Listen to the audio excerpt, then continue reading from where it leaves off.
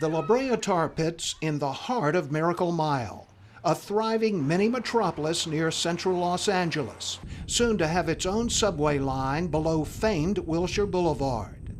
The whole area sits on an ancient oil field, like so many other neighborhoods spread across Los Angeles. Prehistoric monsters roamed here 1,000,000 years ago and got trapped in oil tar oozing from underground deposits. Tourists flock here every day to ooh and ah at the ick. High fences keep them away from the lake of tar and bubbling gases. But at a nearby street corner where pedestrians stroll and baby carriages roll, the gases are escaping from every crack and fissure. People are totally unaware that they're walking through these gases that are can become explosive gases, can create fire. Environmentalist Patricia McPherson is keeping a video record of the spreading gases using a camcorder and an infrared FLIR camera. It turns invisible leaks into real-time thermal images. But what you're seeing via this FLIR camera is the actual methane, because it shows the methane coming out. Across the street from the tar pits, she uses the FLIR camera to document hotspots we'd never see with the naked eye. The camcorder captures gas bubbling up through rainwater and a large tar burp. A city worker shreds a discarded cigarette to keep the flame from sparking an explosion. In a nearby building, she spots oil tar seeping into a parking structure and a sign pointing to an underground methane barrier to keep free-floating natural gas out of the building. And it usually flows from down below to the surface. Environmental scientist Tom Williams has been studying the La Brea area for years, along with McPherson. They're concerned about methane flowing upwards from ancient deposits and old oil wells. Once it gets about into the soil zone where buildings are built, then you have a problem of finding it. Testing shows these methane leaks include other chemicals like hydrogen sulfide, which smells like rotten eggs. Well, hydrogen sulfide can be deadly and can cause neurological damage at very, very low levels. Methane itself is odorless and invisible, except to the FLIR camera. McPherson and fellow activist Paul Ferrazzi have helped pioneer its use at leak sites like this one. And I just couldn't believe that we were getting that kind of reading and at the volume that it was coming out, because it's something out of a science fiction movie. To get a sense of the local methane threat, you have to understand that prehistoric beasts aren't the only ones who've been wallowing about in the oil tar bubbling up here.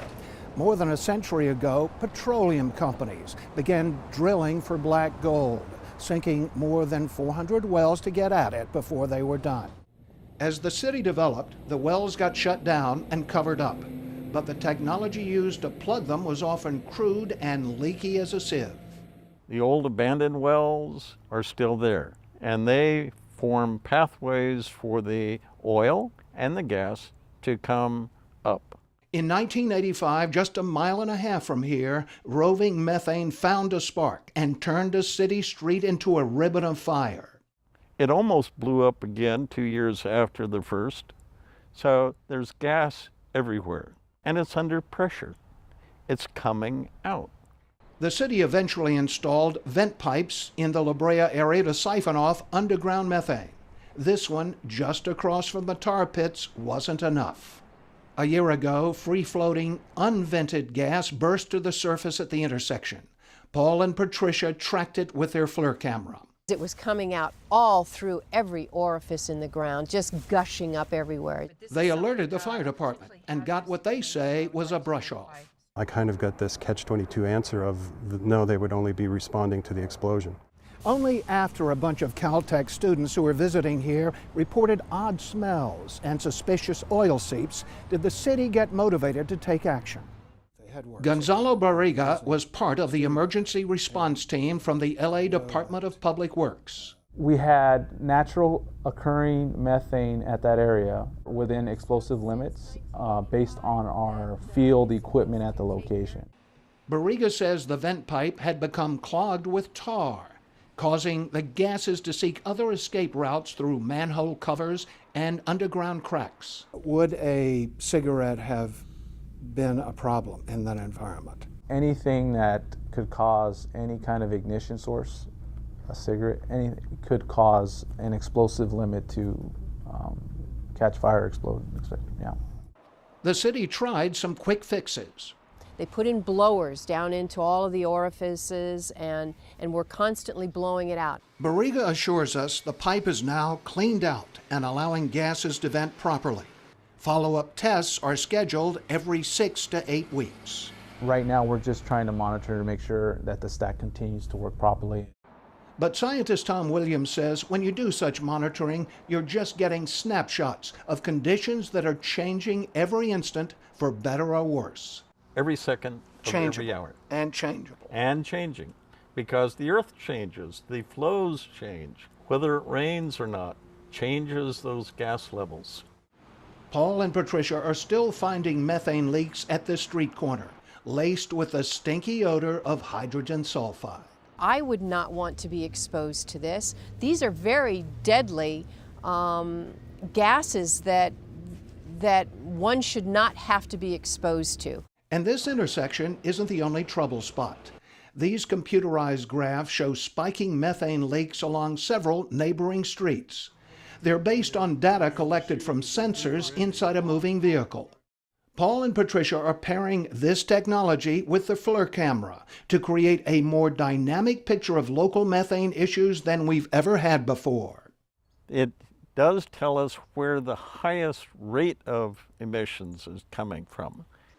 Tom Williams says the same approach, thermal imaging combined with computer mapping, can help us better understand the challenges at any place around the country, from old oil fields to fracking sites where methane may surface to threaten us. We're the first to use it in the Los Angeles area, and it is something that the bureaucracy that's out there should be looking at.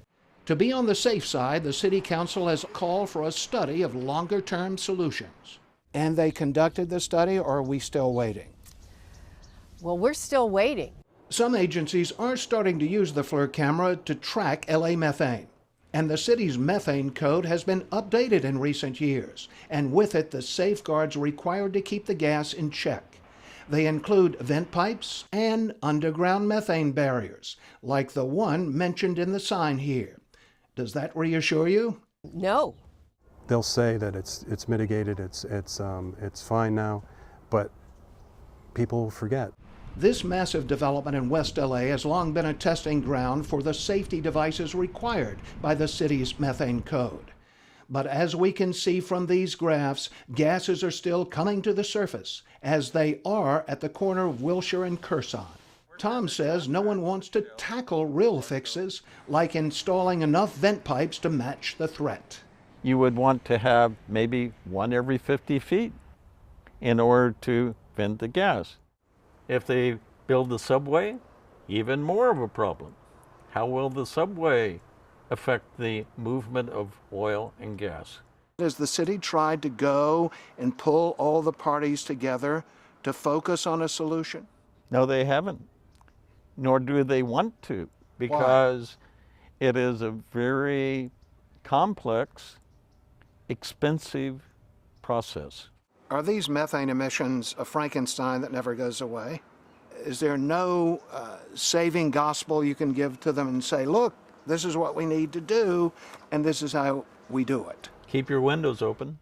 Until politicians and regulators get serious, Tom Williams sees these images as premonitions of badly managed oil fields all over the country, evidence that Band-Aid solutions won't work. Band-Aids don't heal the wound. The wound is still there.